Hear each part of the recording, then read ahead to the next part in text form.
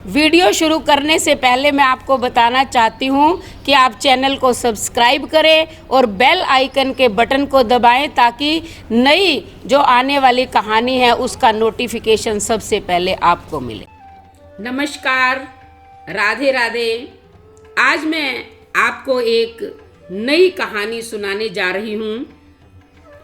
अगर मेरी ये कहानी आपको पसंद आए तो आप हमारे चैनल को सब्सक्राइब करना, लाइक करना, शेयर करना और बेल आइकन के बटन को अवश्य दबाना ताकि इसी प्रकार की कहानियों का नोटिफिकेशन सबसे पहले आपको मिल सके। तो आइए हम कहानी प्रारंभ करते हैं कि एक बार व्यास जी की जो पत्नी थी वाटिका नाम की, उसने पुत्र प्राप्ति के लिए भगवान शंकर और गौरी की बहुत आराधना की। दिन रात जो है उनको प्रसन्न करने में वो लगी रहती थी। इतनी कठोर तपस्या की कि भगवान शंकर और माता पार्वती प्रसन्न हो गई। उन दोनों ने साक्षात दर्शन दिए और कहा कि बोलो तुम्हें क्या चाहिए।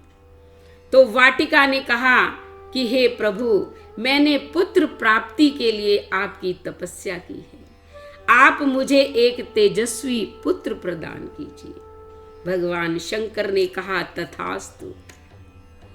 ऐसा कहकर भगवान शंकर अंतर ध्यान हो गए और कुछ ही समय पश्चात जो है व्यास जी की पत्नी जो थी वाटिका, उन्होंने गर्भ को धारण किया।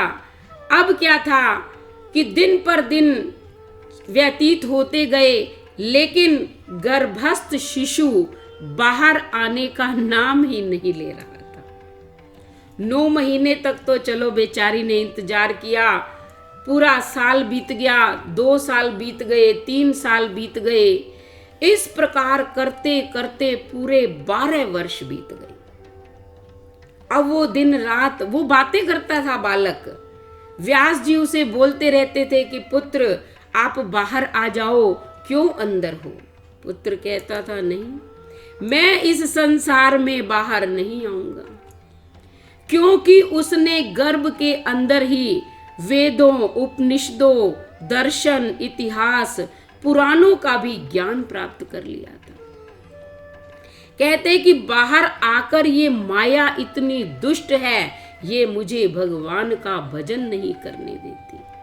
मैं अनेक योनियों में जन्म ले चुका हूं, बार बार भटकता रहा हूं। जब भी मैं जन्म लेता हूं ये माया अपना प्रभाव मुझ पर जमा लेती है, इसलिए मैं बाहर नहीं आऊंगा। अब व्यास जी उसे कहते हैं कि हे पुत्र, तुम बाहर आओ। जब तुम बाहर आओगे तो मैं पितृ ऋण से मुक्त हो जाऊंगा।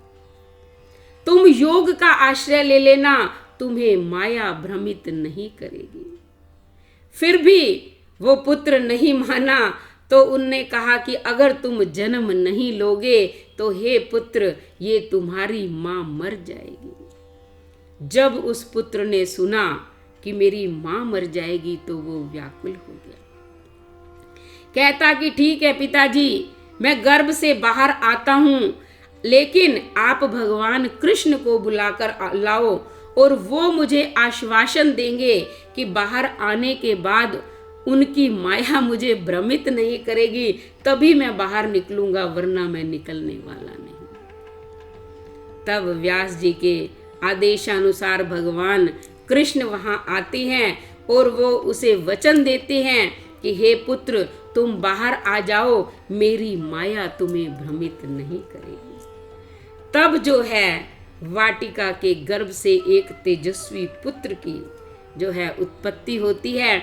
वो बालक आते ही बड़ा हो जाता है। 12 वर्ष का बालक जितना होता है उतना ही बाहर निकलते ही उसका उतना रूप हो जाता है। वो इतना सुंदर है, तेजस्वी है, सुकुमार है, कोमल है। व्यास जी और उनकी पत्नी तो उसके रूप पर ही मोहित हो जाते हैं।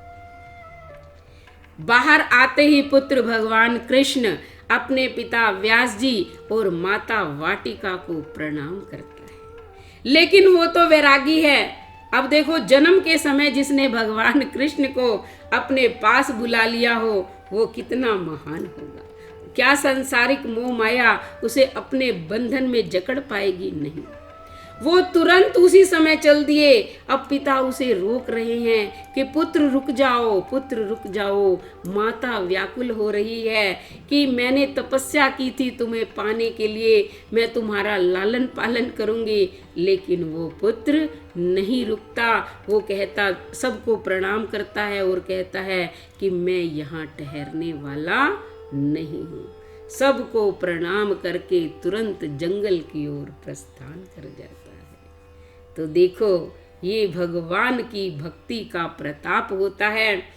जो तेजस्वी लोग होते हैं, जो केवल भगवान में ही प्रेम रखते हैं, संसारिक विषयों में लीन नहीं होना चाहते, भगवान उनकी सदैव रक्षा करते हैं। राधे राधे।